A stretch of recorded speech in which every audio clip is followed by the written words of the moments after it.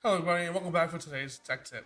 Today I'm going to show you guys how to force restart a iPhone. So if your screen goes black or your phone just completely freezes up on you and you can't restart the phone, this is going to be how to force restart it when you can't. So for the iPhone 6 and older, there'll be a power button on the top. You're going to hold that and the home button until the phone turns off and the Apple logo appears.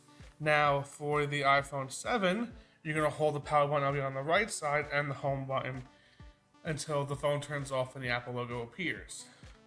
Now, for the 8, which is the phone I have here, the 8 Plus, and everything up to the newer phones now, you are going to tap the volume up button, the volume down button, and then hold the power button. So let's do that now.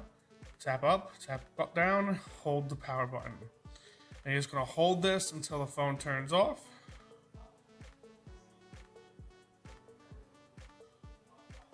And then until the Apple logo appears.